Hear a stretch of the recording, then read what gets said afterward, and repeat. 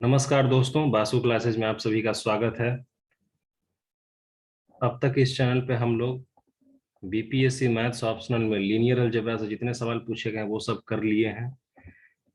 अभी हम लोग कैलकुलस के प्रीवियस ईयर क्वेश्चंस को कर रहे थे। उसमें आज हम लोग 60वीं से 62वीं बीपीएससी में मैथ्स ऑप्शनल में जो कैलकुलस से सवाल पूछे गए हैं उनका सॉल्यूशन देखेंगे। आज के क्लास के बाद कैलकुलस और लीनियर अलजेब्रा दोनों के क्वेश्चन 60वीं 62वीं से लेकर 66वीं तक के खत्म हो जाएंगे। इसके बाद हम लोग एलपीपी शुरू करेंगे, फिर उसमें हम लोग डिस्कस करेंगे 66वीं बीपीएससी से लेकर 60वीं 62वीं तक जो भी सवाल पूछे गए हैं लीनियर प्रोग्रामिंग प्रॉब्लम से। ठीक है, चलिए आज का क्लास शुरू करते हैं। तो 60वीं 62वीं में 3 सवाल पूछे गए हैं। यहाँ पे आप देख सकते हैं कैलकुलस से 3 सवाल पूछे गए हैं। ठीक है, ये है पहला सवाल। इसमें मैक्सिमम वैल्यू निकालना है 1/x के पावर x फंक्शन का। ठीक है, फिर दूसरा सवाल देखिए, एफ एक्स दिया हुआ है x minus two plus x plus three, x minus two plus x plus three. इसको कंटिन्यूटी चेक करना है 2-3 पॉइंट पे। ठीक है, और तीसरा जो सवाल है अपना, ये यूलर थ्योरम इसमें लगाना है और ये वाला स्टेटमेंट लाना है। ठीक है, चलिए बारी बारी देखते हैं तीनों सवाल को। जो हमारा पहला सवाल है 1/x का मैक्सिमम वैल्यू लाना है। ठीक है, मैक्सिमम वैल्यू पता करना, सॉरी पता नहीं करना है, शो करना है कि इतना आएगा। ठीक है, हालांकि यहाँ पे देखिए ये जो है ये e के पावर 1/x गलती से लिखा हुआ है, मिस प्रिंटिंग है क्वेश्चन में। e के पावर 1/e आता है आंसर। तो चलिए हम लोग देखते हैं इसको। तो y कोई फंक्शन ले लेते हैं हम लोग एफ एक्स 1/x के पावर x, ये जो है। अब मैक्सिमा का हम लोग को पता है कि मैक्सिमा जब होता है तो dy/dx उस पॉइंट पे 0 होता है, मैक्सिमम वैल्यू जहाँ पे होता है, और d2y/dx² उस वाले पॉइंट पे निगेटिव होता है, तब हम बोलते हैं कि वहाँ पे मैक्सिमम होगा। ठीक है, तो फिलहाल 1/x के पावर x है तो इसको ln y इस तरह से ले लिए, ln y कर दोनों तरफ लॉग ले लिए ताकि इसको सॉल्व करने में आसानी हो। हालांकि वैसे भी हो जाएगा, पर सॉल्व करने में आसानी हो इस कारण केवल दोनों तरफ लॉग ले लेते हैं। तो इधर हो जाएगा ln y, इधर कर लेंगे तो x आ जाएगा इधर यहाँ पे, और ये ln 1/x। ठीक है, ln 1/x क्या हो जाएगा, माइनस ऑफ ln x। अगले स्टेप में आप देख सकते हैं कि minus of x ln x है। ठीक है, अब हम लोग ln y का नहीं, ln y को यहाँ पे z ले लिए कि z बराबर ln y। अब हम लोग ln y का मैक्सिमम वैल्यू निकालेंगे और जो भी आएगा उसको इस तरह से लिख लेंगे। सपोज कर लीजिए कि ln y का मैक्सिमम वैल्यू a आ गया, तो y का क्या हो जाएगा मैक्सिमम वैल्यू, e/a। इस तरह से निकालेंगे। तो पहले चलिए हम लोग देखते हैं ln y का मैक्सिमम वैल्यू क्या होगा। ln y की जगह पे z हम लोगों ने मान लिया है। ठीक है, तो z बराबर क्या है, minus of x ln x। Maximum value जिस पॉइंट पे होगा मैक्सिमम, dz/dx 0 होना चाहिए। ठीक है, तो dz/dx हम लोगों ने यहाँ पे निकाल लिया है, आप निकाल सकते हैं। तो इस तरह से आता है minus of ln x minus of 1। अब ये 0 के इक्वल होना चाहिए, तो minus of ln x minus 1 बराबर 0 करने पे x बराबर 1/e आ जाता है। ठीक है, चलिए देखते हैं क्या 1/e पे d2z/dx² निगेटिव होता है क्या। इसको निगेटिव होना है, इस वाले पॉइंट पे x बराबर 1/e पे क्या निगेटिव होता है, निगेटिव होगा तभी मानेंगे कि मैक्सिमम है। ठीक है, del2z/del x² निकालते हैं। अगर ये निगेटिव होता है तब मैक्सिमम, अगर नहीं होता है, अगर पॉजिटिव होता है तो समझिए उस पर मिनिमम वैल्यू आएगा। ठीक है, तो dz/dx को फिर से डिफरेंशिएट करते हैं ताकि d2z/dx² आ सके। ln x का डिफरेंशिएशन 1/x माइनस 1 का 0। तो फाइनली हमारे पास क्या है, माइनस ऑफ 1/x। x का वैल्यू क्या है, x का वैल्यू है 1/e। ठीक है, 1/e क्या है, एक पॉजिटिव नंबर है, तो minus of 1 sum positive number. तो यहाँ से पता चलेगा कि d2z/dx² नेगेटिव होगा। सो मैक्सिमम अगर मैक्सिमम होगा किस पॉइंट पे, x बराबर 1/e पे। अब x के जगह फंक्शन क्या था हमारा, y is equal to 1/x के पावर x। अब x के पावर 1/e सीधे रख देना है, तो इधर हो गया 1/1। यहाँ अगर x के जगह पे 1/e रखेंगे, 1/e ऊपर में ये वाला x 1/e, तो 1/1/e हो गया ये e, इधर हो गया 1/e। यही प्रूव करना था, शो करना था, ये हमारा आ गया आंसर। अब ये देखिए दूसरा सवाल जो है इसमें थोड़ा, वैसे तो अगर सीधे सवाल देखा जाए तो सीधा समझ में यही आ रहा है कि ये अगर ब्रैकेट है ना, ये मॉड तो ये है नहीं, क्योंकि सवाल अगर सीधे देखे तो सीधे इसको जोड़ सकते हैं, 2x-5 कर सकते हैं, x-2 प्लस x-3, और तो कुछ दिख नहीं रहा है। हालांकि देख सोचने से ये लगता है कि इतना आसान सवाल कैसे आ सकता है, पर जो सवाल दिया हुआ है उस अनुसार से तो ये यही बन रहा है कि f(x) = 2x-5 दिया हुआ है।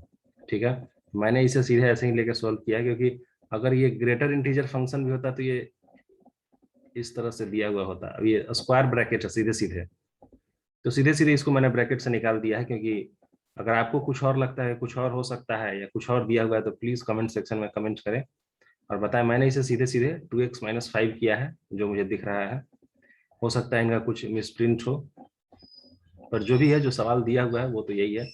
सीधे सीधे फंक्शन लिए 2x-5 और उसको कंटिन्यूअस प्रूव करना है 2 और 3 पे। तो एक ही वेरिएबल है इसमें, तो सीधे सीधे लिमिट ले सकते हैं, limit from right hand RHL, और ये right hand limit, left hand limit निकाल के फंक्शन को सीधे वैल्यू देखना है, क्या RHL बराबर LHL है, अगर है तो क्या वो वैल्यू fx के वैल्यू, fx का जो वैल्यू है 2 पे उसके बराबर होगा। तो हम लोग यहाँ देख सकते हैं कि fx 2 पे क्या, f2 क्या हो जाएगा, वैल्यू f2 क्या है, 2 - 2 0, 2 - 3 -1।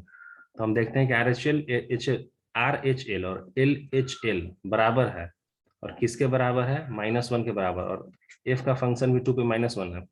सिमिलरली आप 3 का देख सकते हैं, 3 पे 1 आता है, RHL और लेफ्ट हैंड लिमिट और राइट हैंड लिमिट दोनों 1 आता है, और f3 वैल्यू भी 1 आता है। तो बोल सकते हैं कि फंक्शन कंटिन्यूअस है 2 और 3 पे। इनफैक्ट ये फंक्शन हर पॉइंट पे कंटिन्यूअस है। ठीक है, तीसरा सवाल देखते हैं।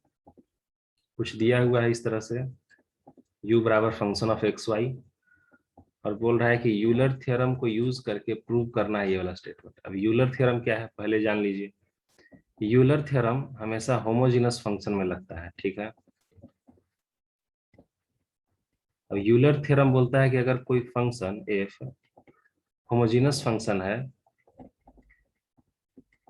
xy का, ठीक है, ये z मान लेते हैं, z कोई होमोजेनस फंक्शन है xy का, तो हम लोग लिख सकते हैं कि z del z upon del x, z del z upon del y is equals to n z। वहां n क्या है, n है ऑर्डर इस फंक्शन का। ठीक है, अब ऑर्डर कैसे निकलेगा वो भी मैं बताऊंगा।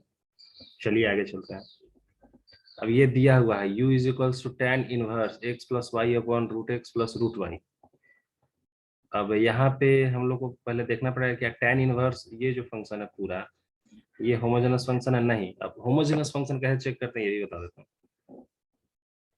होमोजेनस फंक्शन इस तरह से चेक करते हैं, अगर f ऑफ एक्स वाई है, ठीक है,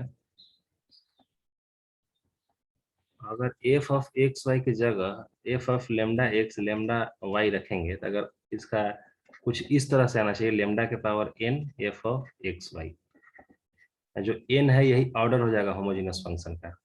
ठीक है, अब ये वाला सवाल देखिए, tan इनवर्स में x की जगह लेमडा एक्स, y की जगह लेमडा वाई रखेंगे तो पूरे फंक्शन में कुछ फर्क नहीं पड़ेगा, लेकिन खाली अगर ये वाला फंक्शन देखें, ये जो फंक्शन है x plus y upon root x plus root y, ये जो फंक्शन है ये होमोजेनस फंक्शन है। क्यों, क्योंकि x और y की जगह लेमडा एक्स और लेमडा वाई आप रख के देखिए, अगर रखिएगा तो ये इस तरह से आएगा, नीचे कुछ इस तरह से, root lambda x plus root x जो रूट वाई। ठीक है, यहाँ से रूट लेमडा से ये लेमडा कट जाएगा रूट लेमडा टाइम्स में, यानी कि लेमडा के पावर हाफ यहाँ दिख ही रहा होगा, यानी कि लेमडा के पावर हाफ, लेमडा के पावर हाफ आ रहा है, यानी कि ऑर्डर यहाँ पे कितना है, ये वाला जो फंक्शन है x plus y upon root x plus root y, इसका ऑर्डर है 1/2, यहाँ से हम लोग देख सकते हैं। ठीक है, तो चलिए आगे सॉल्व करते हैं। अब u तो होमोजेनस फंक्शन नहीं होगा, लेकिन अगर इसको इस तरह से करते हैं, tan u बराबर कितना, अब tan u जो है इसके बराबर है। ठीक है, tan u इसके बराबर है, अब x plus y upon root x plus root y, ये होमोजेनस फंक्शन है। अब tan u को हम z ले लेते हैं, z is equals to x plus y upon root x जो रूट वाई लिख सकते हैं यहाँ से। ठीक है, अब z हमारे पास एक होमोजेनस फंक्शन है जिसका ऑर्डर क्या है 1/2, हम लोग यहाँ पे देख चुके हैं। तो इसको यूलर थ्योरम का यूज करके सीधे सीधे लिख सकते हैं x del z upon del x plus y del z upon del y is equals to n z. N क्या हो जाएगा अपना ऑर्डर, यानी कितना है हाफ 1/2z। ठीक है, अब देखिए, अब del z upon del x और del z upon del y आया है, लेकिन हम लोग को del u upon del x और del z upon sorry del u upon del y के फॉर्म में लाना है। तो जेड और यू में हमको रिलेशन पता है, जेड बराबर 10u है।